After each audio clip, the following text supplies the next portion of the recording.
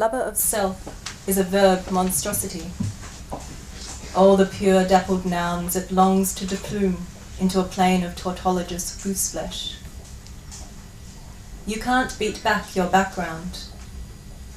The greenery shakes its fresh birthright around your ears. A halo of gnats catch the light by treachery. After the self-chore, your knees are bored as stakes. Your toes rise from the tiny graves they've dug. Leaning over the sweet rippled substrate, suffering the nostrils' lesser joke, so sinks your expression. To love is to know nothing more of one's penetralia. Love is a lathering. There's no time saved or lost in monologue. At some point each question stops its quivering, is laid to rest. How many men throughout history have come into their flaming hearth to clash element with element? Synapse scissors, then is dim. You cannot fathom what it's like for the world to be underwater. You only see it from on high, in vertigo's negligent clutch, racked, yes, but impervious. You stand, as the first plains man, you are maladaptively loose-limbed. As the opero's angel of history, you really are just looking at your feet.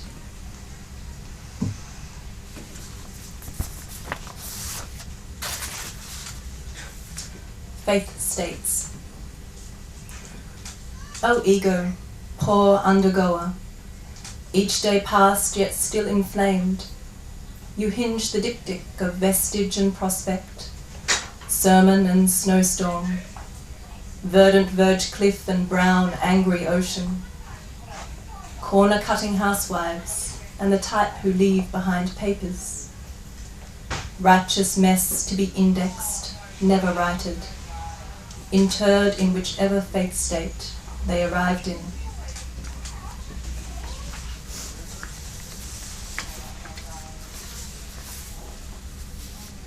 Four in the morning. Dewpoint settled on the tips, the grown soul jammed under the proud lid of reason. To turn onto your other side may be deciding, fortune fooled by the non-ambition. What grave decision?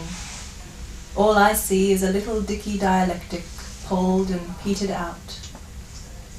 Be a mediumistic, irresponsible poet, or own your accidents, God provoke, or go to sleep, or be the mother.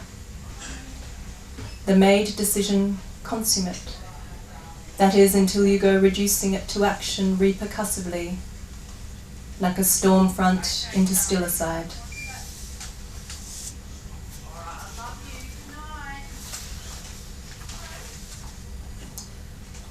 The strollers won.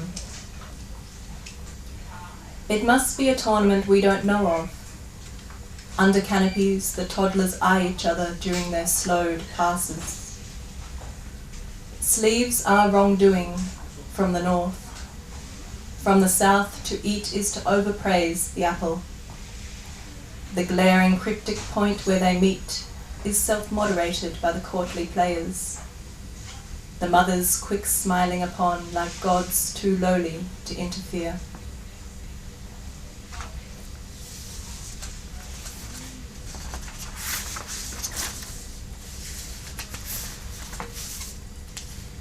The strollers too. Last, the moss-backed forever mother. With a maker's rage he said the things of his, the world.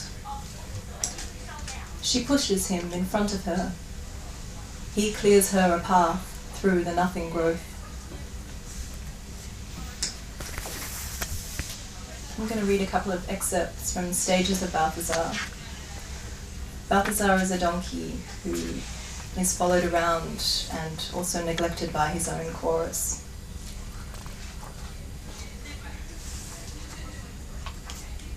Number 1. Uncertain grey of early morning, a quick, warm cataract, is the birth of donkey.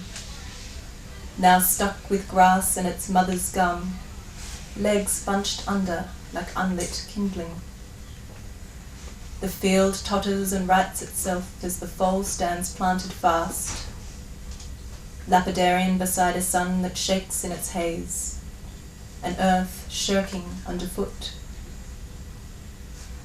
Trailing afterbirth regally, the mother mountain instead comes to him, strikes him over the head with a teat to set his flesh on its parting way. Be ahead of all partings, as long gone already like winter in spring, and be ever dying in your chosen poison, the cut glass cup that shatters itself and resounds down the great diminishing. Be, yet know of its antipode. Great love overshoots its end and shifts back its conception. Was it then a thin girl hand reached down to touch his curly brow, commanding in a tiny-headed tremolo, "Father, let us have him." Balthazar, have sympathy for he who loves out of reach. Think of a mad king self-waltzing through his palace, while bishops upon decisions nod like hammers, like this. 5. His sight suffers happily under lashes formed of flare in the long gold light, the frost shored blue in the shadows. 2 crows skid across the sky, their expertness dashed against the wind faces. Balthazar is no more ruffled than the grassed hill he walks, a loose bridle chain dragged beside, bouncing over rocks and clinking sweetly. This is the sound of a donkey's soul. 2 coarse scrubbing brushes, stored bristles inwards and snarled together. This is his soul and Marie's. He eats the sward that endured the killing frost. Survival is sweet.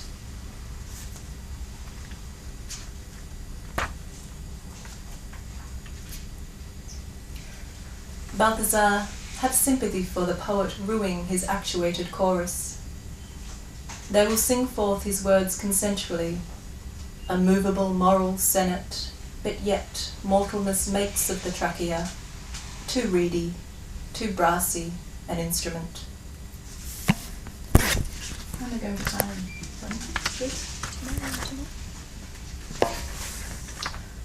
I'll read a couple from Patience Mutiny.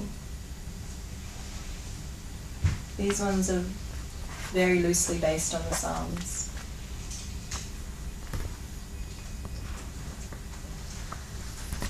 Number 1. The beginning is the furthest, wildest dominion of the end. My tears have been all as food. Why are you so heavy, my soul, and rattle inside like a ball bearing? Deep calls to deep in the dry undersea. The storm's mass and spittle are gone over me. Why can't you sit right, my soul?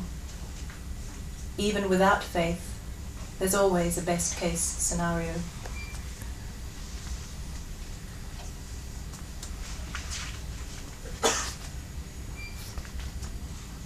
Number 4. Hear me. Do not hide your face that hides your awful head. All my visions are half ones. The antlers of a hidden stag, the scat of a just gone fox, full of hair and bones and lying there like voodoo dolls. But to have one clear shot at love. My enemies test out my teeth on my tongue and they taunt me. So where's your lover man now? Where is he? There are things I've never seen that are mine, and mine to give. Thank you for coming. Baby, that's no lie. Without your love, I would surely die.